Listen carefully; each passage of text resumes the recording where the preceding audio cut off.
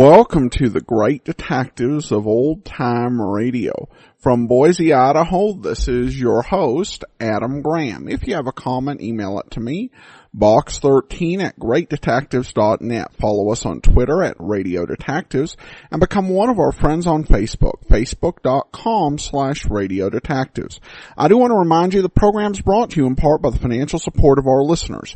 You can support the program on a one-time basis at support.greatdetectives.net or become one of our ongoing supporters with a monthly contribution of $2 or more per month at patreon.greatdetectives.net.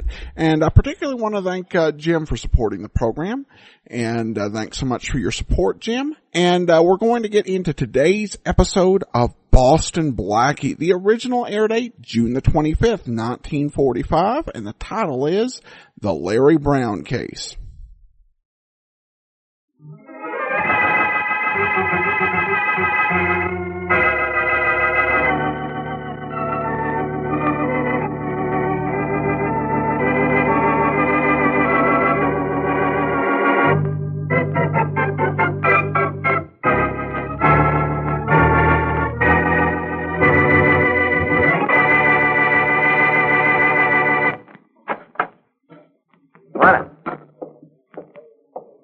Hi. What do you have?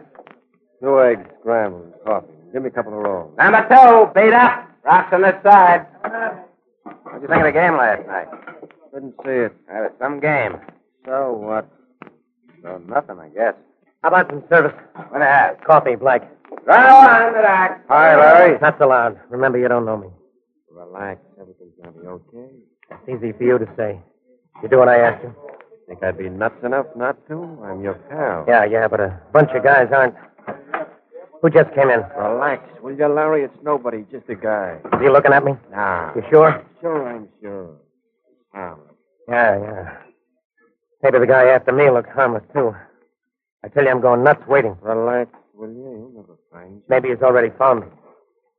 I don't know what he looks like. Well, he doesn't know what you look like, so you're even.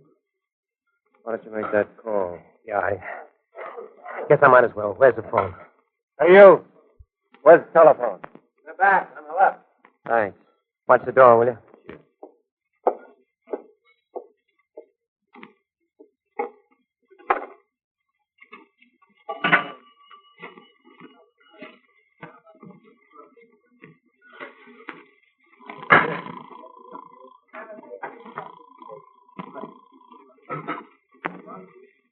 Hello? I want to talk to Boston Blackie. This is Boston Blackie. Oh, this is Larry Brown. Remember me? Sure, $100 worth.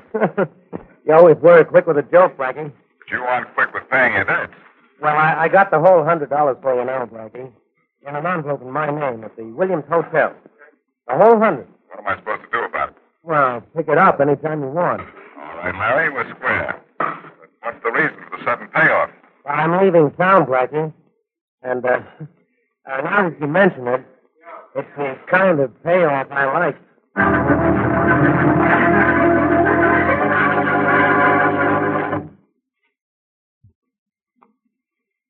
Now meet Richard Calmer's Boston Blackie. Enemy to those who make him an enemy, friend to those who have no friend.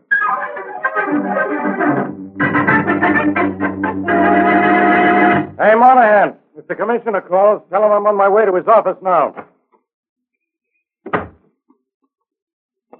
Inspector Faraday. Huh? Inspector. Well, look who's come out in the sunlight. Gee, I hoped you'd remember me, Inspector. You know what I mean? Okay, Wilson, what do you want? A little information, Inspector.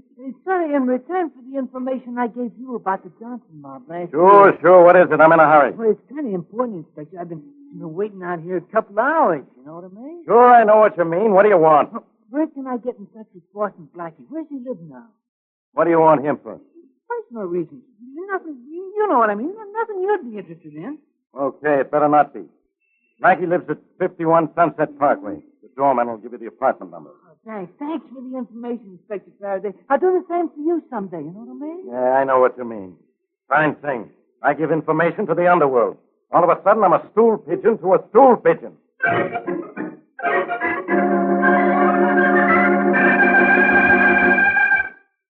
Who is it? It's Mike, Blackie. Marty. Why all the sudden formality? Come on in. boss. I didn't know the door was open. Come on in, but be careful. The floors have just been waxed. No scatter rug skid. Yeah, sure. Hey, it sure looks slick. Look, I'm sorry if it got so wrong, boss. Anything wrong? Oh, no, not exactly, boss. Did you go to the bank for me? Oh, sure, Blackie. I got to the bank all right, but not exactly soon enough. And by not exactly soon enough, you mean too late. Well, sort of. And by sort of, you mean yes. Shorty, can't I trust you with as simple a thing as going to the bank for me? You left 2 hours ago. I went straight to the bank, boss. How straight? Well, straight down Sunset Parkway to River Boulevard, and what do I bump into but Pete Matthews? So you went somewhere with Matthews, then? Yeah, but that was all right, boss, because Pete said if I walk over the east side with him, he'd get his brother Barney to drive me there on his motorcycle. And I figured riding on Barney's cycle was faster than walking. Then you didn't go straight to the bank. Well, sure I did, boss. Straight to the east side and then straight to the bank on Barney's motorcycle. All the time, it was straight to the bank.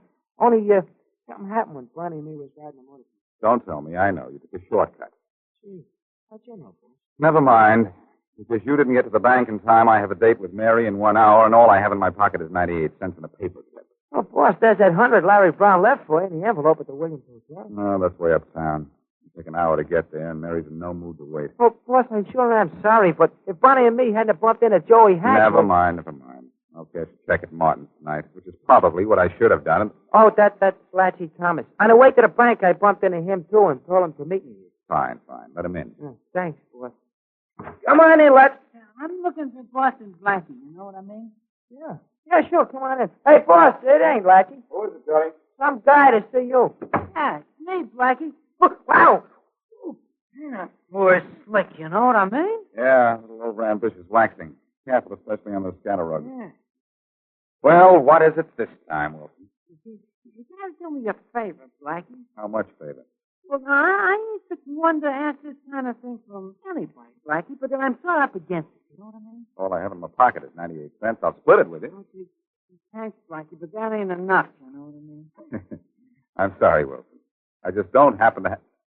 Say, I can let you have $100 if you'll go to the trouble to get it. Oh, no trouble at all, Blackie. All right. Go to the Williams Hotel uptown. Ask at the desk, for an envelope in Larry Brown's name. Brown left it for me. It's $100 in it. I go to the Williams Hotel uptown, huh? And ask for an envelope for Larry Brown, huh? And I'll have $100, huh? Yeah, huh? Gee, I'll be there right up there. And thanks, Blackie. Thanks a million, you know what I mean? Yeah, I know what you mean, Wilson. You mean thanks 100.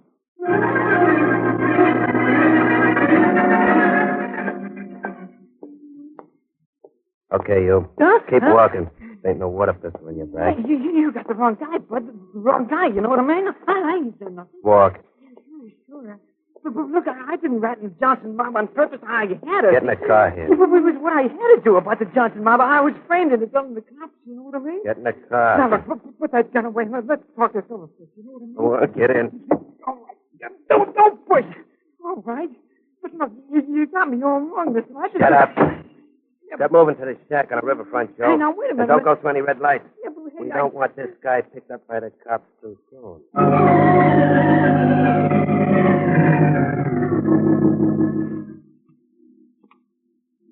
Keep that air pump going. That diver down there's no salmon. What makes you think we'll find the body in this section of the river, Captain? Inspector Faraday, your witness said they saw the body dumped in off 86th Street, so we start looking from there. Oh, in case the body was planted in concrete, huh? Right. Chances are the current wouldn't affect it. Hey, that light's flashing on and off. What's Yeah. that mean? My diver's found something. Give me the phone, Tom. Oh, found something, huh? All right, down there. Go ahead. Found the body, Captain. Good work, Jake. You bring it up yourself? No, the feet are in a block of cement. Send down the grapple. Coming right down, Jake. Stand by. Okay. We found your body for you, Inspector Faraday. Good. How long before you get it up? In a minute. Okay, men. Over the side with the grapple. Let it go. Stand by, Inspector Faraday. We'll have your body for you in no time. Stop calling it my body, will you? Sorry. Jake, you hear me? Go ahead. The grapple's on its way down. Yeah, I see it. Lower it another fathom. Lower, 1 fathom. Hold it. Take it. How's it now, Jake? Bring it to starboard, 8 feet. 8 feet to starboard.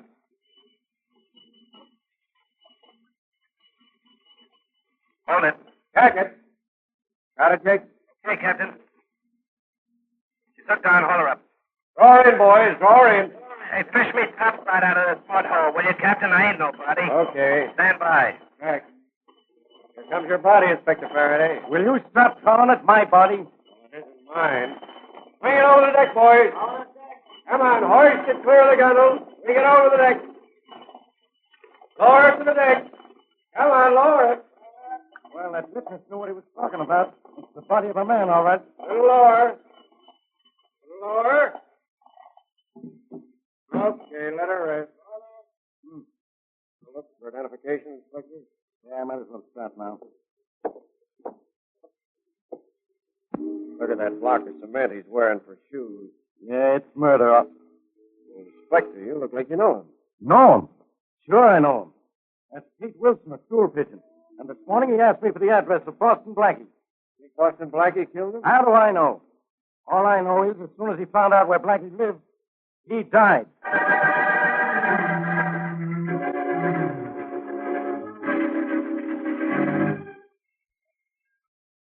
Well?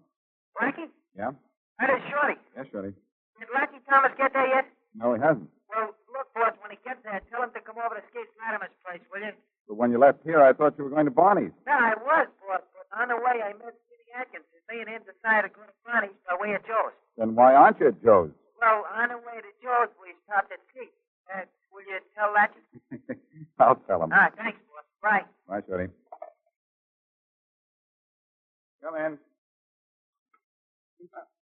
Hello, Blackie. Inspector Faraday. What an unpleasant surprise. Too bad you can't stay. Yeah? Don't try to slam that door. Don't move another step, Blackie. till I say so. Your gun is showing. Blackie, I said don't move. All right, Inspector. What have I done this time? Hit a home run through a grocery store window? It's murder, Blackie. You're so right, Inspector. Murder, I know the time, the place, the motive, everything. Don't tell me you even know the victim. Pete Wilson. He came up here to see you this morning. I know that because I gave him your address. Oh, thanks so much, Inspector. That little controversy, rather that little courtesy of yours, cost me $100. And it cost Pete Wilson his life. He came up here to make a deal with you. You went in with him, then killed him for his share of the take. The take yesterday was $100. My $100. The take right now is you, down to headquarters. And I'm the guy who can do it. Did it ever occur to you that... I said, come on. And no tricks. You did say, come on. You didn't. Tricks. Well, I'm saying it now. No tricks. Come on. Just a minute, Inspector. You're coming right now. As soon as I tie my shoe, do you mind? Leave it untied.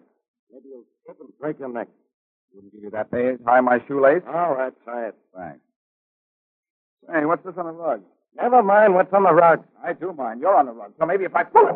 Blackie, don't! When you drop everything, Faraday, even your gun. Help me, Blackie. So help yourself, Inspector. Oh, and Faraday, I mustn't forget my manners.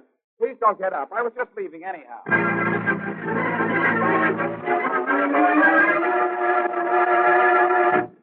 Now, back to Boston Blackie.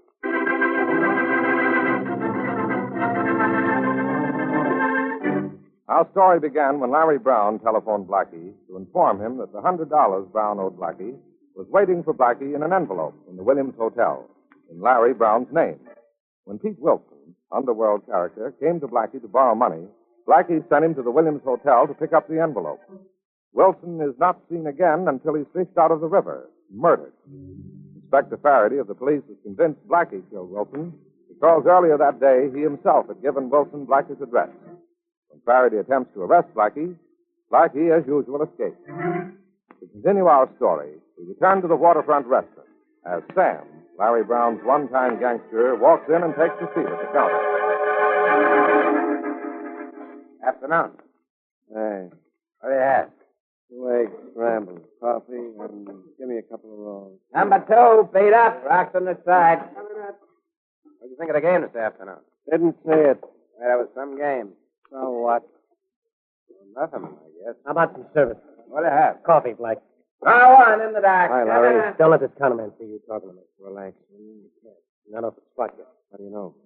Well, I don't know. You mixed up. Wouldn't you be mixed up, too? Every time you took a step, it might be your last one. Turning yellow? One more crack like that, Sam, and I'm I'll... sorry, Larry. I didn't mean anything. You better not. Where have you been? Out driving around. Didn't see you drive up. I parked up the street a little. You look at a Williams Hotel. Yeah. Go in. Think I'm crazy? Relax. Your plan works out, so there's nothing to worry about. Take it easy.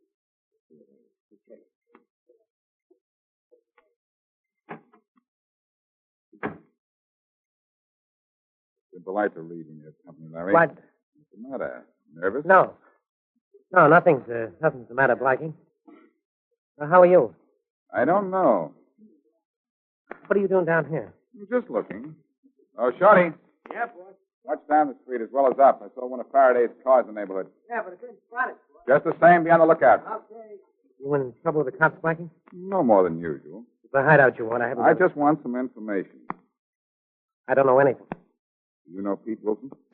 Wilson? Pete Wilson? No. Do you know he's been murdered? No. I've been making it my business not to know much of anything these days. Reason? Knowing things is no healthy. Look, Larry, I'm not trying to involve you in anything. Yeah? Why should I? You mean everything between us is okay? In a manner of speaking. You got that envelope I left for you and everything? No, Larry, I didn't. But now that you mention it, Pete Wilson got it. Oh, Wilson got the letter. And he got everything, too. You sure this guy Wilson picked up that envelope? According to the clerk at the hotel, as far as I can find out, that's the last time he was seen alive. You making that crack for a reason? No, except that, well, I thought maybe you could tell me whether or not there's a possible connection between that envelope and Wilson's death. How should I know? I'll see you around, Blackie. Wait a minute, I'm not through. Oh, but I am. I got an appointment. Well, look, where can I get in touch with you? Who knows? I don't. I'll be moving around here and there. So long. Come on, Shorty. You might as well go, too. Yeah, this is. Come on. Blackie, you know, we ain't no better off than we was before we tarnished that one. We may be, Shorty. It's possible that Brown engineered Wilson's killing. You think so, boss? Not as well think so. I haven't any other ideas. Come on, there's Brown getting into his car up the street. Let's get mine and follow him. Sure, boss. It's only a long shot, but I have an idea. Hey! Look, Shorty. Brown's car's a wreck. Wreck! Looks like it's been bombed. It was, Shorty, when Brown stepped on the starter. Come on, let's have a look. Yeah. Gee, boss, there ain't much left of anything. Nobody will ever be able to prove that a guy by the name of Larry Brown was in this car. Gosh, no. I think I know why this happened, too. Gives me an idea. Shorty, give me your wallet. Oh, sure, boss, yeah. Okay. Hey, boss, what's the idea of throwing my wallet in the wreck? I'll tell you later. Let's go. Gosh, boss, when Faraday gets here and finds my wallet, he'll think I was knocked off in a blowout. Yeah, Shorty, I imagine Inspector Faraday will think you've gone all to pieces. Come on, we're going to your place.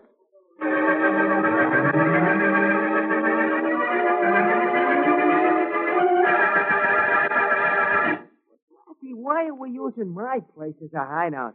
Inspector figures I'm dead, he'll come running down here for sure. That's what I want him to do, Shorty. Boss, either you're too smart or I'm too dumb for this kind of thing. I don't know which. Look, Shorty, I think I know why Larry Brown was killed. It was no accident. You mean that explosion was supposed to bomb? Mm-hmm. And I want his killers to think he escaped. That's why I threw your wallet into Brown's car. The police will identify the body as yours. Please. Sure glad my poor old mother can't read. She'd feel awful bad about me getting blown up. Don't worry, Shorty. If she even hears about it, we'll go down and clear things up right away. All I want is for Faraday to release a story to the newspapers that you and not Brown was killed in that explosion. Look, I don't mind playing dead, boss, as long as it ain't for keeps, but why don't you want nobody to know Brown got it? Very simple, Shorty. When Here's Inspector Faraday. Anybody in there? Sure, anybody out there? Inspector Faraday, the police. Who's in there? Let's play this guessing game a little longer, Faraday. It's fun. Blackie, it's you.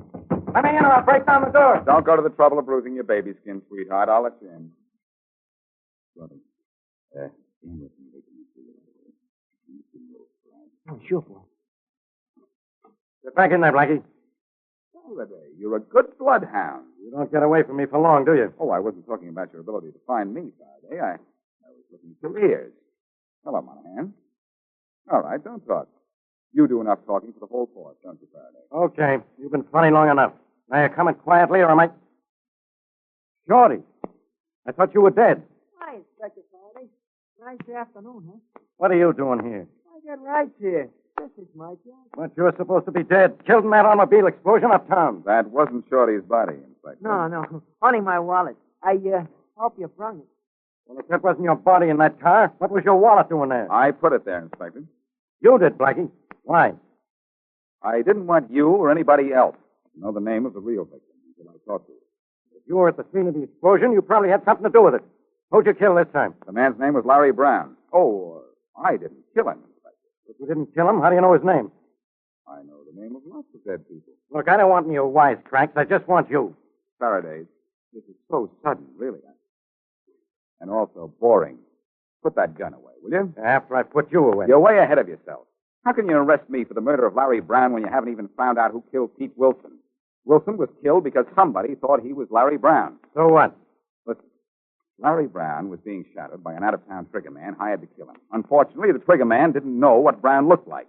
Brown knew that. He was a very clever scheme to duck his assassin. Well, this better be good now, and short. It is. Brown knew his only hope of getting away from the killer for good was to have the killer shoot someone else. Brown owed me money. So he put it in an envelope in his name at his hotel. He phoned me to come to the hotel and ask for it. If that's so, why aren't you dead? Because I sent Pete Wilson for that envelope. He went into the hotel, asked for an envelope for Larry Brown. The killer picked him up, took him for a little joyride, and you know what.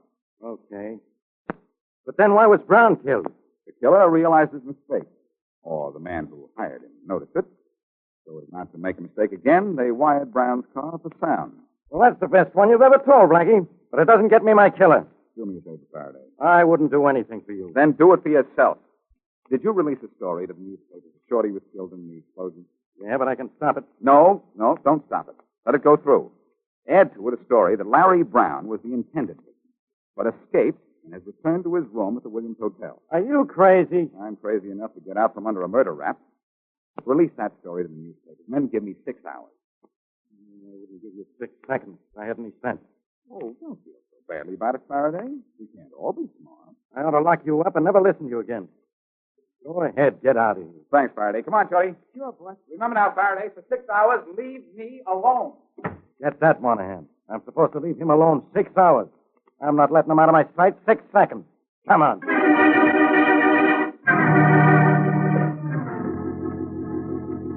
This is room 511.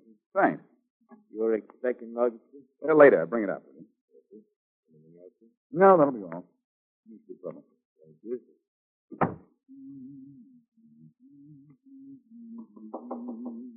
Come in. Hi, Blackie. Well, what took you so long this time, Shorty? Look, boss, you gave me a tough job. I've been all over town. Did you do what I asked? You did, boss. My pals call every mug and trigger man. Now, everyone in town thinks that Larry Brown got out of that explosion okay. And he's right here in room 511 of the Williams Hotel alone. Good work, Shorty. Now, scram. I've got to wait for a guy who's coming up here to kill me.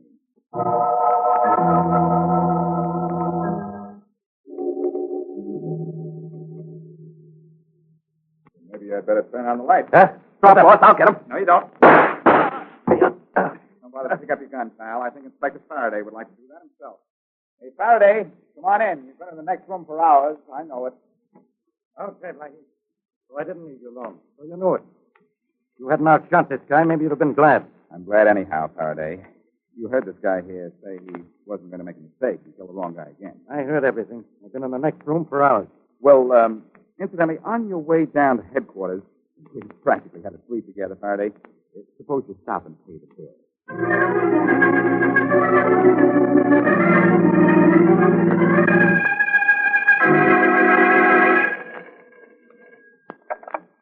Hello? Oh, Blackie, this is Shorty. Say, Shorty, where are you? Lassie has been here twice looking for you. Oh, gosh, boss. Did you tell him I was at Gates'? No, I didn't. You said you were going straight to Skeet, so I thought I'd play it safe and send him to Joe's. Oh, I see. Where are you? Well, boss, let me tell you.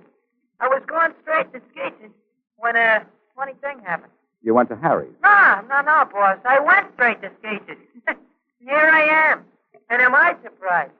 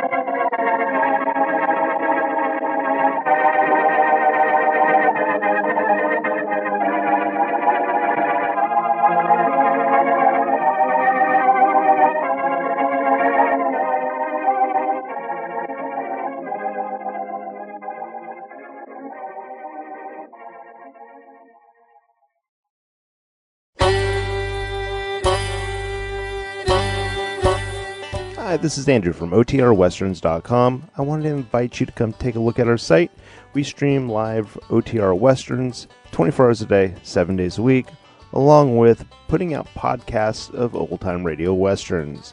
Check us out at OTRWesterns.com. You're listening to The Great Detectives of Old Time Radio with Adam Graham. Now let's get back into the show.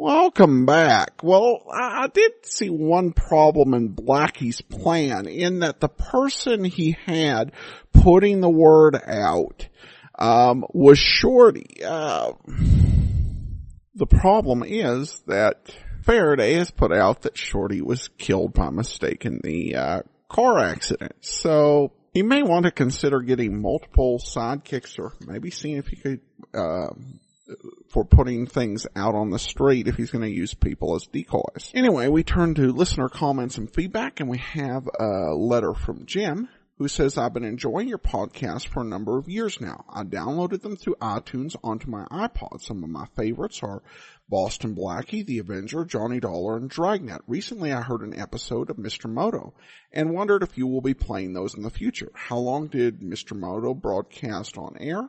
Another I liked was Jack Webb as Johnny Madero. Pier 23, how many of those are there? I can only find 2 everywhere I look. Will you be playing more of those? Mr. Moto, we've actually already played. And you can find that at archives.greatdetectives.net. And it was one of many shows in the 1950s, and it broadcast for about 6 months, like many of them. As for Johnny Madero, only 2 episodes are in circulation. It is a very rare series. He said, I heard recently that Apple is toying with the idea of dropping iTunes. If this is correct, how will this affect your podcast?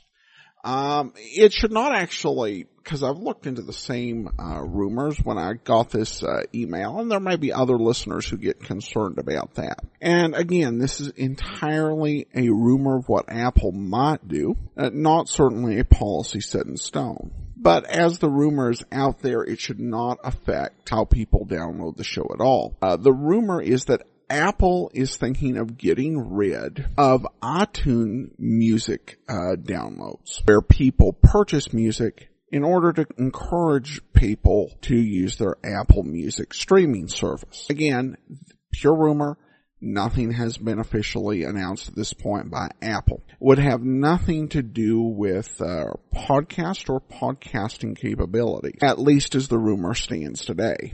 And the iTunes store is a lot bigger than music downloads. So if the rumor is what it is today, you should not have, if I become aware of any changes that will affect people in iTunes, I'll certainly advise that on the show. But as the rumors stand now, nothing to worry about.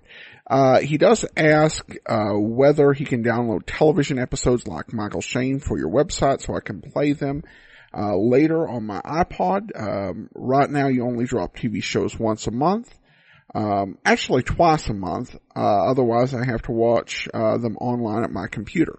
Yes, all the TV episodes have a download link. In addition, there is a video theater. If you put Great Detectives of Old Time Radio into the search button, search in the iPod store, iTunes store, it will come up with several feeds, including old feeds of shows we've done previously. And one of the options will be video theater, so you can actually download all of the video theater programs we've done from the iTunes store. All right, that'll do it for today.